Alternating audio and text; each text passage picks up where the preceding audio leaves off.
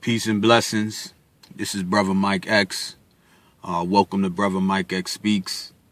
Today is July 25th.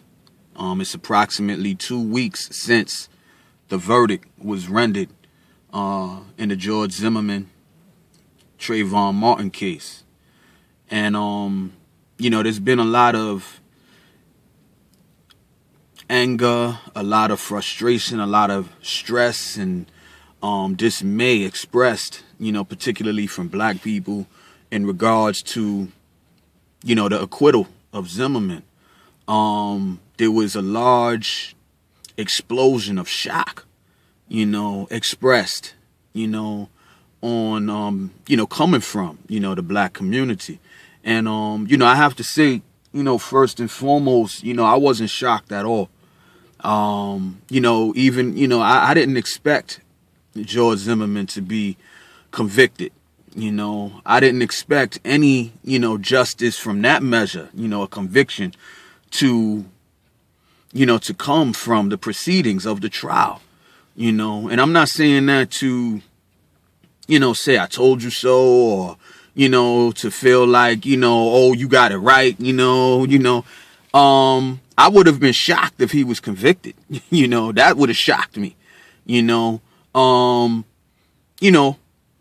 a black man, and I operate my life from a historically contextual, consciously aware, point of view.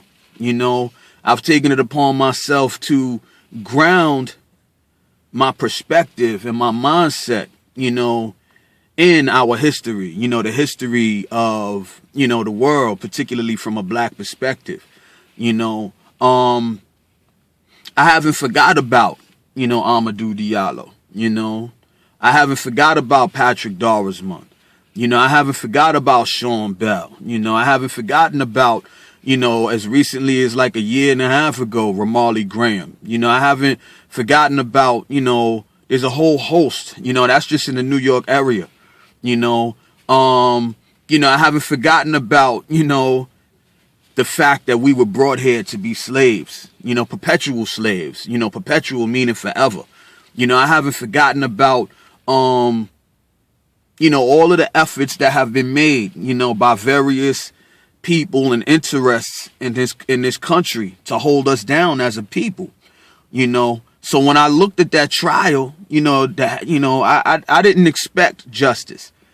And, the people who were so shocked at, justice, meaning a conviction not being rendered, it seems to me that they were not operating from the point of view that I'm operating from,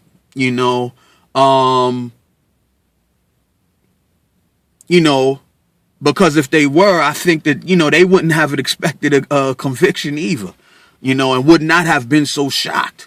Because a lot of our people collectively, we don't operate from that mindset and that perspective on a day-to-day basis. It disempowers us as a people to make the type of moves that we need to be able to make for ourselves, to where we show each other respect on a day-to-day basis. We show each other appreciation and love, on a day-to-day basis. And if we were to show each other love and respect and appreciation on a day-to-day basis, we would be able to come together as a people, so that we can do the things that we need to do that would force others on the outside to show greater respect and appreciation and justice and all of those other things for us, after, because we show it to ourselves. We will never get the type of respect that other organized and united communities get until we are able to organize and unite ourselves, from self-love, from self-pride and dignity, the way they have. We'll never get anybody else to treat us in a way that we're not first treating ourselves. So, having said that, because I did not expect justice, in the Trayvon Martin case, let's ask the question, what would be justice? What would be justice for Trayvon at this point? You know, a whole lot of black people will be able to relate to what I'm getting ready to say. You know, I've lost a number of friends in my young life. You know, and from a black perspective, a lot of times, what do? You know, when one of our friends is killed, you know, murdered or just dies from whatever the circumstances. You know, I remember as a teenager, one of the things, you know, we used to do, we gather on the corner. You know, we gonna light it up for our brother who's no longer here. You know, we gonna tap the 40 bottle or tap the liquor bottle and pour some out, you know, for our brother who's no longer here. You know, we may go buy some spray paint, you know, and spray up, you know, oh, rest in peace, such and such. You know what I mean? We might light some candles, you know, go buy a whole lot of candles and light them up, you know, to honor, you know, the brother who's no longer here. You know, is that honor? You know, I was speaking about this with my students the other day, you know. To me, honor would be if we use that brother or that sister or you know, from amongst us who is no longer here, whose eyes are no longer opening, who no longer has an opportunity to grow and strengthen themselves and become a better person. They're gone, but we're still here. You know, honor would be to use that person's life as the spark, the justification for us to try and strive like never before to become better, you know, to take advantage of the fact that we are still alive and we still have the opportunity to grow and to become strengthened and to become better. You know what I mean? That person no longer has. You know, that would be honor. You know, that would honor the person's life. You know, and us getting into that type of mindset, it's not, you know, we are not beholden on somebody else to render that for us. We're not waiting for somebody else to do that for us. That's something that we could decide to do right here and right now. You know what I mean? It starts with the individual. You know, stop looking for, you know, who else is going to get down with you. You know what I mean? Because because that means that you're looking outside of you. You're looking to things that you cannot necessarily control. You know what I mean? If you're looking outside of yourself, you have no control over that. But if you're looking at yourself, you know, you can start to take control of that right here and right now. You know, we need to become more balanced in the way we live our lives. You know what I mean? The three major components of each human life is your physical, your mental, and the spiritual. Your connection to whatever force or energy that you believe in, coming from God or Jah or, you know, Allah or whatever the case, the ancestors or whatever. You know, there's a connection between us and the higher power for why we're here on this earth. You know, so your physical, your mental, and your spiritual. You know, I myself, you know, I've made the mistake in the past for putting all of my energy into strengthening my mental, you know, and I read and I study and I've been on my grind for the last 22 plus years, you know, striving to strengthen my mind and to learn history and to learn about different subject matter, politics, economics, law, religion, you know, philosophy, you know, anything that I could study to strengthen my perspective as a black man, as a member of a black people. I've studied it, striving to put myself in a position to where I can each one teach one, you know, with my neighbors and with the young people coming up behind me. But while I was striving to strengthen my mental, I let my physical go. You know, I wasn't eating the right foods. I wasn't taking the time to exercise and to maintain, you know, my physical being. So in a way, I was kind of like defeating the purpose. You know, yeah, I was doing one thing good, but I was letting something else that was just as important, my physical. You know, the maintaining of the body temple, I was letting that go. So I was setting myself up to die an early death. And then what would it have mattered that I studied all of these things if they died with me before I had a chance to get them, to pass them on, you know, to my friends, to my loved ones, to my neighbors. You know what I mean? So now, you know, I've begun to realize as I've gotten a little older, like, yo, you got to take care of that weight, man.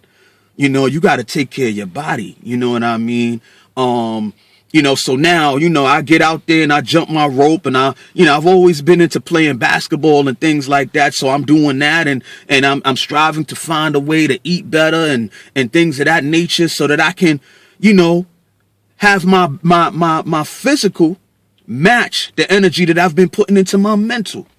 You know what I mean? And another thing, as of late, in my personal life, I've begun to study, spiritual matters. I've opened myself up to, a lot of things. I'm not just on one thing. I want to know as much as I can. And in order to me know as much as I can, that gets back to me living as long as I can. So I'm working to balance my life physically, mentally, and spiritually. I'm into studying. I'm studying a host of things so that I can learn better how to be in tune with the Creator's purpose for giving me this life in the first place. And I'm not just studying it from one vantage point. You know what I mean? I've studied Islam in the past. Right now, I'm studying Christianity. I've studied Buddhism in the past. I intend to get into to Ma'at and to African spirituality. I'm open to whatever. You know what I mean? I'm not afraid to open myself up to different points of view, because from my standpoint, I believe that the Creator is universal. You know what I mean? And the Creator is bigger than all of these separate things. The Creator encompasses all of those things and more. You know what I mean? And this is what makes the Creator, the Creator, and it's powerful and omniscient and omnipotent. You know what I mean? And omnipresent as people believe the Creator to be. Let me wrap this up and bring it back, to do an honor to Trayvon Martin. It starts with the individual. We got to strengthen ourselves individually. We need to be getting our minds right. We need to be keeping our physical on point. We need to be getting in tune with the Creator's purpose for granting us these lives in the first place. And if we can bring those types of balances to our individual lives, this will prepare us to get down with other individuals from the family, who are doing the same thing. And then when we can begin to unite on these elevated levels, look out. Then we can live on a much stronger, much more empowered, much more purposeful basis. We won't be waiting for the politicians to treat us better. We won't be waiting for white folk and others to meet us justice. We'll be able to treat ourselves better. We'll be able to give ourselves justice and respect and love. And when we can do that for ourselves, you know what I mean, then we'll have a greater handle over our own lives and our own neighborhoods, and the things and the conditions and the situations that go on there. We'll have greater say so and control over what's going on. So I hope that you can understand where I'm coming from. I hope that you'll give it a listen, give it an open mind. I know a lot of our people was talking about, we do too much talking. We need to go. We need to act. We need to act. Well, let me tell you something. If you don't start with the mental and avail yourself of as much information and knowledge as you can, whatever action you take will not be grounded in intelligence. It'll be grounded in reaction. When you say, I don't want to talk, I'm tired of talking, let's just go act. The only act that you can take is a reaction, not a proaction, not a proactive action, but a reactive action. And if you're reactive, the only thing that you can do is destroy. You cannot build. And we've seen too much destruction in our neighborhoods. It's time for us to see some building, in our neighborhoods, which puts us back at the point where let's start with getting our minds right. Let's start with conversing with one another, over proactive strategies that are based upon us building ourselves instead of waiting for somebody else to do something for us. You know what I mean? So peace and blessings to you. This is Brother Mike X. And let's give some real justice to Brother Trayvon. He's no longer here. You know what I mean? But let's do the right thing in his memory. Peace out, y'all.